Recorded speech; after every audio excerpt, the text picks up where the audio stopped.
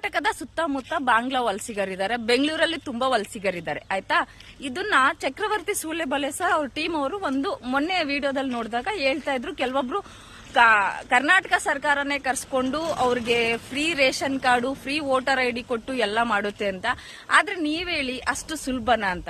Okay, Karnataka ಸರ್ಕಾರ ಕರ್ಸ್ಕೊಳ್ಳುತ್ತೆ ಅಂದ್ರೆ ನಿಮ್ ಅಮಿತ್ ಶಾನ ಮೀರಿ ಕರ್ಸ್ಕೋಬೇಕಲ್ಲ. ಯಾಕಂದ್ರೆ ಗಡಿ ಭಾಗ ಯಾರ್ದು? ಅಮಿತ್ ಶಾ ಅವ್ರದ್ದು. ಸೊ ಡೈರೆಕ್ಟ್ ಬರಕ್ ಆಗೋದಿಲ್ಲ, ಅದ್ ನಿಮ್ಗೂ ಗೊತ್ತಲ್ಲ ಸರ್. ಯಾಕಂದ್ರೆ ಬಾಂಗ್ಲಾದೇಶದಿಂದ ಬರ್ಬೇಕಂದ್ರೆ ಪಶ್ಚಿಮ ಬಂಗಾಳ ದಾಟ್ಬೇಕು, ಒಡಿಶಾ ದಾಟ್ಬೇಕು. ಪಶ್ಚಿಮ ಬಂಗಾಳ ಬಿಜೆಪಿ ಇದೆ, ಒಡಿಶಾ ಕೂಡ ಬಿಜೆಪಿ ಇದೆ. ಆದ್ರೆ ಅದನ್ನ ದಾಟಿ ಆಂಧ್ರ ಪ್ರದೇಶಕ್ಕೆ ಬರ್ಬೇಕು, ಆಂಧ್ರ ಪ್ರದೇಶದಿಂದ ಕರ್ನಾಟಕಕ್ಕೆ ಬರ್ಬೇಕು.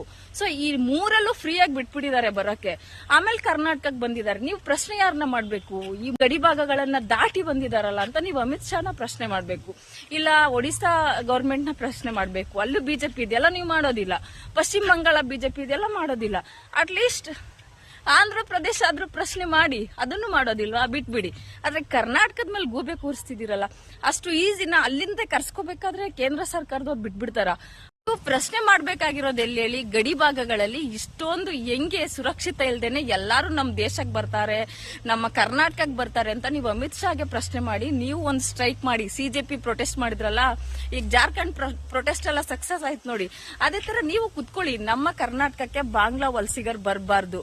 ಎಲ್ಲಿ ಕುತ್ಕೋಬೇಕು ಹೇಳಿ? ಅಮಿತ್ ಶಾ ಮುಂದೆ ಕುತ್ಕೋಬೇಕು. ಆಗುತ್ತಾ ನಿಮ್ಗೆ? ಮಾಡೋದಿಲ್ಲ. ಕರ್ನಾಟಕದ ಮೇಲೆ ಗೂಬೆ ಕೂರಿಸ್ತೀರಾ, ಕರ್ನಾಟಕದ ಮೇಲೆ ಕೆಟ್ಟದ್ ಮಾತಾಡ್ತೀರಾ, ಸರ್ಕಾರದ ಮೇಲೆ. ಅದು ಆಗುತ್ತೆ. ಯಾಕಂದ್ರೆ ತುಂಬಾ ಮಹಾರಾಷ್ಟ್ರ ಇಷ್ಟ, ಕರ್ನಾಟಕಕ್ಕಿಂತ ಯುಪಿ ಇಷ್ಟ. ಕನ್ನಡದವ್ರಿಗಿಂತ ಕರ್ನಾಟಕಕ್ಕಿಂತ ಬೇರೆ ಸ್ಟೇಟು, ಬೇರೆ ವ್ಯಕ್ತಿಗಳು ಇಷ್ಟ ಆಗೋರ್ನ ನಾನು ನೋಡಿದ್ದೀನಿ.